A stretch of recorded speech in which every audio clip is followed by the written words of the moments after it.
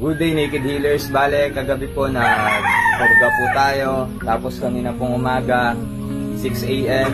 nag-cleansing po tayo. Tubig lang po yung pinainom natin sa kanila. Wala pong halong gamot. Tapos di po tayo nagpatuka. Ngayon po magpapaligo naman po tayo. Ngayon pong 9 a.m. po.